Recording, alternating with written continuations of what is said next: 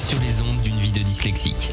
Bonjour, je suis Florian Lemercier et jamais je n'aurais imaginé écrire un livre pour partager mon histoire. L'idée de rédiger ces pages a nécessité une réflexion profonde et une grande dose de courage.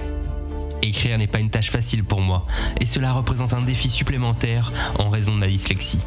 Ma vie a été façonnée par un combat constant contre la dyslexie qui a impacté non seulement mon parcours scolaire mais aussi ma carrière et mes ambitions. Ce livre est un témoignage de ces luttes, de ces réussites et surtout ma détermination à surmonter les obstacles. En partageant mon histoire, j'espère offrir un peu d'inspiration à ceux qui, comme moi, se battent contre leurs propres défis. Ce n'est pas un exercice de vanité, ni un appel à la compassion, loin de là.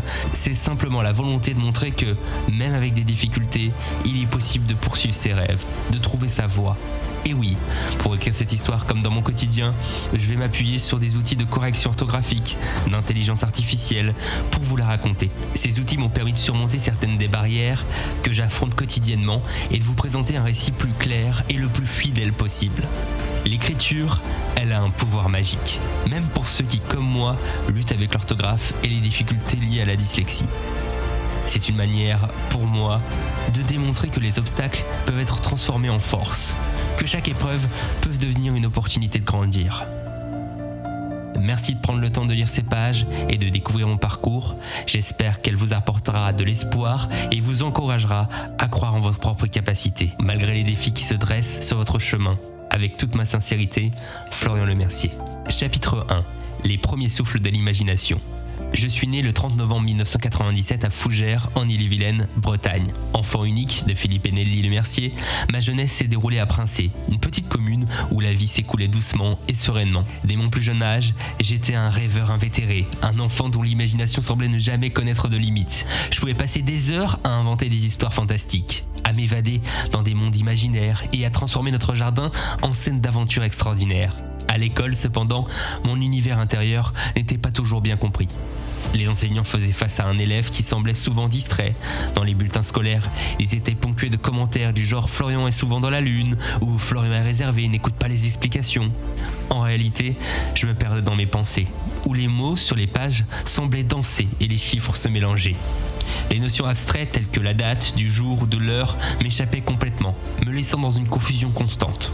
Ce trouble, que je découvrais plus tard être la dyslexie, n'était pas bien compris à l'époque. Plutôt que de chercher à comprendre pourquoi j'avais tant de difficultés, on m'étiquetait comme un échec scolaire.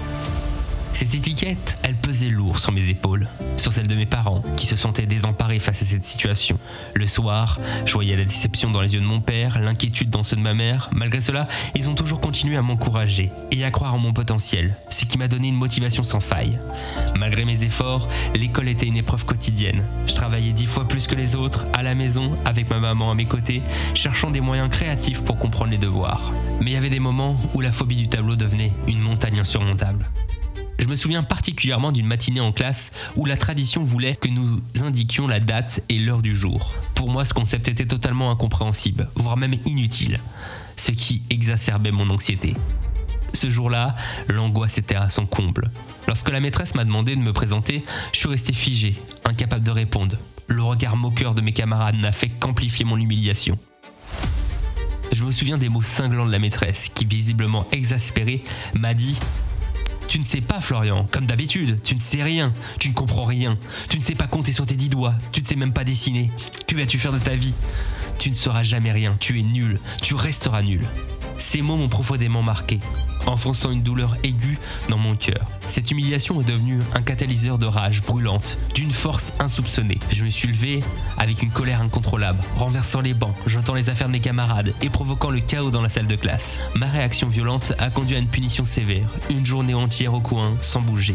Je me souviens d'un regard de compréhension de la TSEM qui me dit avec une voix douce « Florian, tu as mal réagi, mais je te comprends, il ne faut pas faire cela. » Ce clin d'œil amical dans ce moment de désespoir reste gravé dans ma mémoire, comme un rare moment de réconfort. À la sortie de l'école, ma maman est arrivée pour me chercher. La maîtresse, d'un ton énervé, s'est adressée à elle. « Madame Lemercier, je dois vous parler. » Votre fils est devenu incontrôlable. Il a renversé ses camarades, jeté tout dans la salle de classe. Je l'ai puni toute la journée. Ma mère, qui n'était pas du genre à surprotéger son fils, m'a défendu avec une fermeté que je n'oublierai jamais. Madame, il fait rarement des bêtises. Cela m'étonne que vous ayez réussi à le pousser dans un état pareil. Je n'ai jamais vu Florian dans une telle colère. Je pense que vous l'avez puni, il a compris son erreur. Cet incident fut un tournant dans ma vie scolaire. Il illustre non seulement ma difficulté à naviguer dans un système éducatif qui ne comprenait pas, mais aussi la frustration et la douleur d'un enfant qui se battait avec des obstacles invisibles.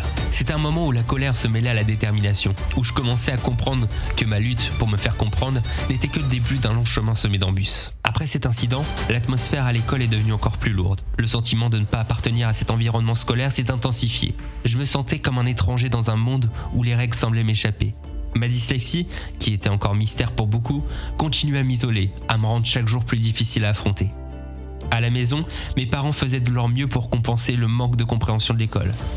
Ma mère passait des heures à chercher des méthodes pour rendre les devoirs plus accessibles, tandis que mon père essayait de me réconforter en me rappelant que les difficultés que je rencontrais n'étaient pas insurmontables.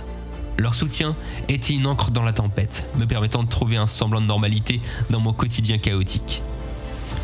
Les années passaient et chaque jour était un nouveau défi. L'école était une lutte constante, un endroit où je me sentais souvent exclu et incompris. Cependant, malgré les obstacles, je n'ai jamais cessé de rêver. Chaque soir, je me réfugiais dans mon monde imaginaire où les limites de la réalité n'existaient pas, où je pouvais être le héros de ma propre aventure. Ces rêves étaient mon échappatoire, ma façon de surmonter les difficultés et de conserver un espoir pour l'avenir.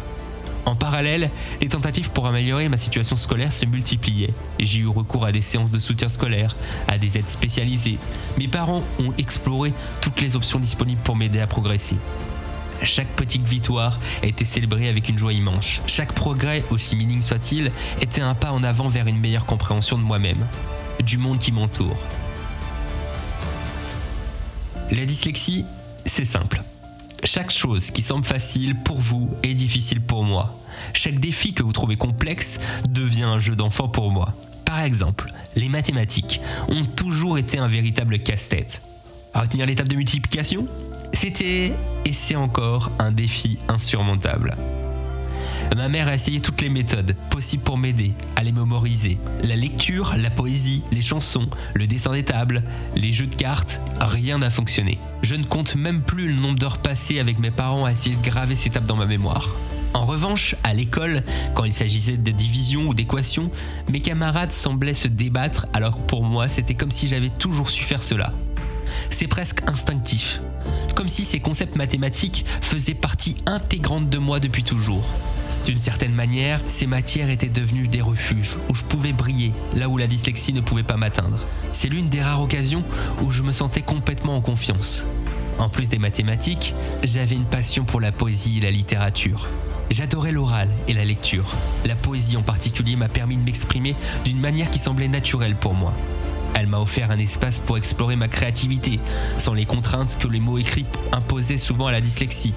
La poésie et plus largement la lecture est devenue un des refuges, un des moyens de se connecter avec le monde et mon rythme sans pression. Ce penchant pour la poésie et la littérature est devenu une bouée de sauvetage. En lisant à mon propre rythme, en laissant libre cours à mon imagination, j'ai pu développer un vocabulaire riche, un atout précieux qui m'a aujourd'hui encore me permet de rédiger cette histoire. L'amour des mots, la capacité à façonner, à les faire vivre dans mon esprit, m'a donné la force de surmonter de nombreux défis. Cela m'a permis de canaliser ma dyslexie, non pas comme une faiblesse, mais comme une facette unique de ma personnalité. Ainsi, malgré les luttes constantes avec des aspects plus traditionnels de l'apprentissage, j'ai appris à exploiter mes forces, à me concentrer sur ce qui me permettait de m'épanouir. Ce n'est pas que la dyslexie ne représente pas un obstacle, c'est qu'au fil du temps, j'ai appris à utiliser mes passions et mes talents pour compenser et dépasser les difficultés imposées par ce trouble. Le spectacle, la culture, le cirque étaient mes grands espoirs d'enfant. Et surtout les domaines où je brillais, où les gens me comprenaient sans jugement. Chaque activité scolaire liée à la musique ou au cirque était une occasion précieuse, un moment où je pouvais me laisser aller à ma passion grandissante. Ces instincts étaient comme une langue universelle qui résonnait avec ma propre essence, me permettant d'exprimer sans les contraintes imposées par les mots écrits. Je me souviens particulièrement de mon expérience avec le cirque. J'ai eu la chance de participer à des ateliers de cirque, de vivre une année dans un camping où j'ai découvert les joies de l'acrobatie, du jonglage, des clowns. Ces disciplines étaient pour moi une véritable révélation. J'adorais me déguiser, jouer des rôles différents, ce qui me permettait de libérer ma créativité et d'exprimer des émotions que les mots ne pouvaient pas toujours saisir. Une expérience marquante reste celle où mon père a installé une grande toile de tente dans mon jardin capable d'accueillir une dizaine de personnes. Chaque fois que la famille ou les amis arrivaient, ils étaient invités à assister au spectacle improvisé que j'organisais sous ce chapiteau éphémère, Floriantos. C'est le nom que je donnais à mon petit cirque familial. Oui, je sais, le nom peut sembler un peu cliché, mais à l'époque, c'était mon univers, mon rêve réalisé. Chaque mot était une nouvelle occasion de mettre en scène des spectacles colorés et pleins d'énergie. L'art de la mise en scène, la magie du cirque et le plaisir de la musique sont devenus des refuges essentiels pour moi. Ces moments de création et de performance étaient de bouffées d'air frais dans un monde souvent difficile à naviguer. Le cirque en particulier m'a permis de me reconnecter avec ma passion pour le spectacle, tout en surmontant les barrières que la dyslexie avait dressées devant moi. En grandissant, ces expériences ont non seulement enrichi ma vie, mais ont également jeté des bases de ce que je suis devenu aujourd'hui. Elles ont montré que même face aux défis les plus ardus, il est possible de trouver des moyens d'épanouissement et de réussite, en puisant dans des passions, en utilisant des talents de manière créative. La musique a toujours fait partie intégrante de ma vie, influencée par la passion de mes parents pour cet art. Bien qu'ils aient souhaité m'inscrire à des cours de musique, les circonstances n'ont pas toujours permis de concrétiser ce rêve. En milieu rural, les opportunités pour l'éducation musicale spécialisée étaient limitées et mon emploi du temps chargé, compensé de l'école, des séances avec l'orthophoniste, la psychomotricienne, les consultations avec le psy, ainsi que des heures consacrées aux devoirs, laissaient peu de place aux autres activités. Seul le sport que j'ai pu pratiquer pendant mon enfance fut le tennis de table. Mais même là, le manque de temps et de motivation a fini par me conduire à abandonner. Je dois avouer que le sport n'a jamais été ma passion principale. Et malgré le fait que je me suis engagé avec enthousiasme dans cette activité, elle n'a jamais vraiment trouvé sa place dans mon cœur comme la musique ou le spectacle. Malgré tout, la musique a continué d'occuper une place spéciale dans ma vie. Même si je n'ai pas pu poursuivre des études musicales formelles, j'ai trouvé d'autres moyens d'exprimer ma passion. Mon écoute attentive des morceaux, les concerts que j'ai écoutés, la découverte de nouveaux artistes ont nourri ma curiosité et mon amour pour cet art. Le tennis de table fut surtout l'occasion pour moi d'aller voir les copains et de partager un moment agréable avec eux. Bien que j'ai été fils unique, je me suis jamais vraiment senti seul. Et j'ai toujours eu des amis. Et j'apprécie ces interactions sociales, même si elles se limitent souvent à des moments simples, sans signification. Je n'étais ni particulièrement populaire, ni complètement en retrait. J'étais plutôt dans un entre-deux, un équilibre qui me convenait parfaitement. Mon objectif n'était pas de briller au centre de l'attention, mais plutôt de profiter d'un moment partagé avec mes camarades. Jamais être présent dans les discussions, les jeux, les activités, tout en conservant une certaine réserve qui me permettrait de rester moi-même, sans me forcer à adopter un rôle qui ne me correspondait pas. Si je devais décrire ma personnalité, je dirais que je suis plutôt réservé, surtout à l'écoute des autres. J'ai toujours été celui qui observe et analyse les situations avant de me lancer. Cette réserve ne signifie pas que je suis distant, mais plutôt que je préfère comprendre les dynamiques avant de m'impliquer pleinement. Je suis profondément sensible à l'injustice. Je ne supporte pas de voir les autres maltraités ou ignorés. Cette empathie a poussé à agir pour défendre ceux qui ont besoin à apporter mon soutien lorsque je le peux. J'aime rire et partager des moments de joie, car je crois fermement que l'humour et la légèreté sont essentiels pour traverser les difficultés de la vie. Mon désir est de voir chaque personne trouver sa place, s'épanouir dans la joie. Je m'efforce de créer un environnement où chacun se sente respecté et valorisé. Que ce soit dans les interactions quotidiennes, dans mes projets, je fais mon mieux pour que les gens autour de moi puissent exprimer leur véritable moi et trouver du bonheur dans ce qu'ils font. Pendant longtemps, je me suis senti exclu à l'école, ce qui a souvent alimenté un doute intérieur, une légère timidité. Cette exclusion scolaire a laissé des traces qui se manifestent même dans des situations quotidiennes simples. Par exemple, aller à la boulangerie pour demander une baguette était une épreuve en soi. J'éprouvais une véritable anxiété à l'idée de parler à des inconnus, de formuler une demande. Il en allait même que lorsque je demandais un conseil à un vendeur, c'était un moment de stress et de malaise pour moi. Ce sentiment d'inconfort n'est pas uniquement lié à la crainte de me tromper ou de me montrer maladroit. C'est aussi une peur de déranger, prendre trop de place, d'interrompre le cours des choses. Même si je savais que mes demandes étaient légitimes, l'idée de perturber les autres me rendait nerveux. Cette tendance à éviter de déranger est peut-être irrationnelle, mais elle fait partie de moi. Cette timidité, née de mon parcours scolaire et des difficultés à trouver une place influencée par divers aspects de la vie, J'évitais souvent les situations où je devais être face à des inconnus ou prendre des initiatives, craignant toujours pas être à la hauteur ou de gêner les autres. Cela se manifestait par des gestes quotidiens comme participer à des discussions de groupe où j'étais souvent hésitant et réservé. Avec le temps, j'ai commencé à réaliser que ma voix, bien qu'elle soit hésitante, méritait d'être entendue et surtout respectée. Au cours de mon enfance, j'ai redoublé 2 fois, en raison de mon développement trop lent pour les enseignants. Je pense que mes professeurs étaient simplement démunis face aux difficultés exacerbées par le contexte rural, à la méconnaissance des troubles 10. Heureusement, il y avait une personne qui cherchait réellement à m'aider, la directrice de l'école, enseignante de CE1, CE2, CM1, CM2.